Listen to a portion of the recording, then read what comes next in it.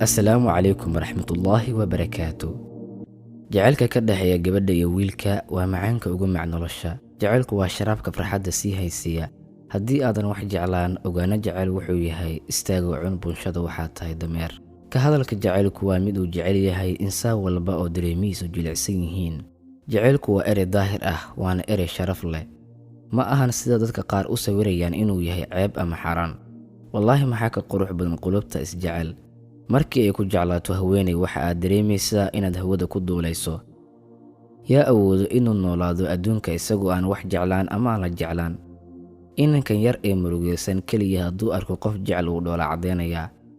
Inamada yaryar gafla'aantooda waxaa laga dareemaa indhahooda. Haddii ay indhuhu luuqadooda ku hadli lahaayeen oraah uusan qadiib hore u dhihin. Waxay dhahaan culimada cilmi nafsiga, waqtiga ugu adaga insaanka mara waa inuu wax jeclaado. Ninka ragga ah si walba uu awood u yeesho wuxuu ku daciifaa haweenka hortooda. Maxaa yeelay haweeneydu waa jinsi ay ku daciifaan shakhsiyaadka ugu xooggan dunida. Cantara ibnu Shadaad wuxuu ahaa sayidka Turkiisa, waxaana ka baqi jirtay Carab oo dhan. Iyada oo ay jirto shakhsiyadaas xooggan haddana wuxuu ku daciifay haweeney horteed.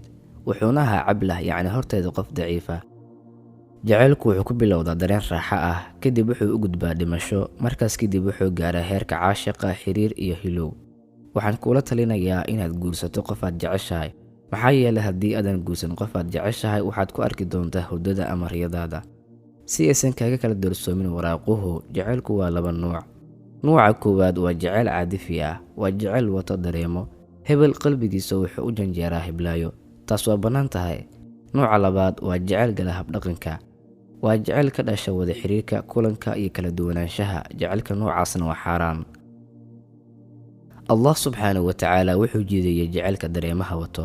Culimmadu waxa ay dhahaan ma jirto shahwo uu Allah dhigay insaanka gudihiisa ilaa wuxuu ka yeelay kalnaan nadiif ah oo ay ku dareersato gudihiisa.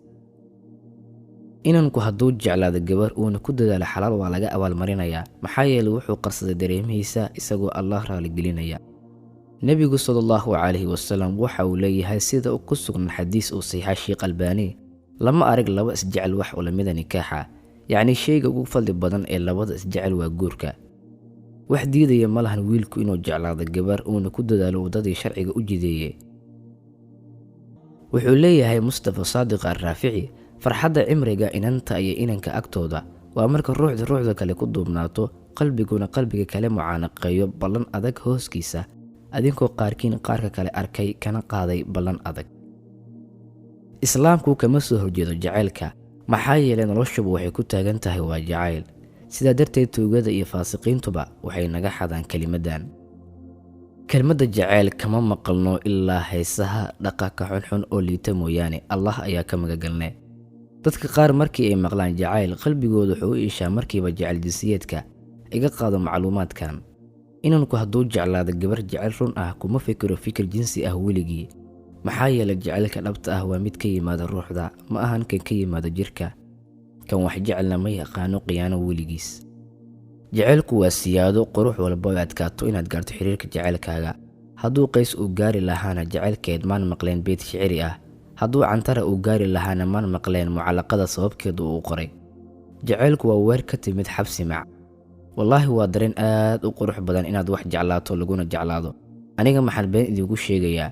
aan idin cadaya hadalkayga, yaa inaga mid oo aan wax jeclaan, yaa inaga mid oo aan jeclaan. Dadku wanaagsan waxbay jeclaadaan, jacaylkooduna waa wanaag.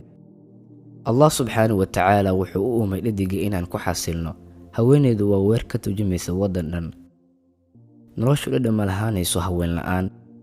Ninka aan u janjeerin haweenka waa nin ay haaftahay raganimadiisa, waa mid laga shakiyo barqamnimadiisa, waa mid la tuhmo jinsi ahaantiisa, waa mid ay daciif tahay doonistiisu.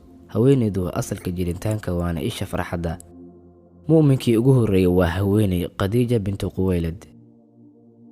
Shahiidkii ugu horeeyay islaamka waxa ahayd haweeney Sumayya umu Cammaar. Qofkii ugu horeeyay taga xaramka caba biyaha Zamzamka, ordo Safa iyo Marwa waxa ahayd haweeney Haajara umu Ismaaciil.